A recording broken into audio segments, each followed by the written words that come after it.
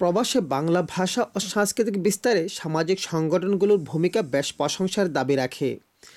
ইংল্যান্ডের বিভিন্ন শহরে যেখানেই কিছু সংখ্যক বাংলাদেশি পরিবার বাস করেন, সেখানেই কোনো না কোনো সামাজিক সংগঠন এদেশের বেড়ে ওঠা নতুন প্রজন্মের বাংলাদেশিদের মাঝে বাংলা ভাষা ও সংস্কৃতিকে পরিচিত করার জন্য অগ্রণী ভূমিকা পালন করছে।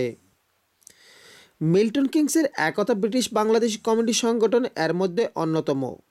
ইতিমধ্যে এই সংগঠনের উদ্যোগে বাংলাদেশের বিভিন্ন জাতীয় দিবস, বর্ষবরণ, ইফতার মাহফিল সহ উল্লেখযোগ্য বেশ কয়েকটি প্রোগ্রাম করে স্থানীয় বাংলাদেশি কমিউনিটির মাঝে ব্যাপক পরিচিতি লাভ করে।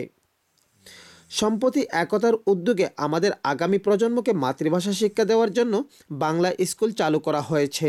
বাংলা স্কুল না আমি বাংলা শিখতে পাইছি। Aichilera ai mera fultelite jai, fule mala gola dia, mamar bari jai. Kukun dak bari, kukun bedek kar bari, air kukun bore ajud makabat kake kai. আমি আনাইছি আমি বাংলা পড়তাম আর শিখতাম। একতার সভানেত্রী স্বপ্না ফরহাদ স্কুলের লক্ষ্য ও উদ্দেশ্য সম্পর্কে বলেন, বাংলা আমাদের নিজের ভাষা।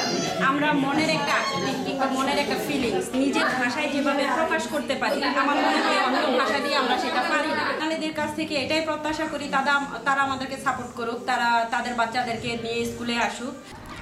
এটা একটা খুব ভালো উদ্যোগ। ভবিষ্যতের প্রজন্মের জন্য বাচ্চারা এখানে বাংলা শিখবে, এটা আমাদের খুবই গুরুত্বপূর্ণ একটা স্টেপ।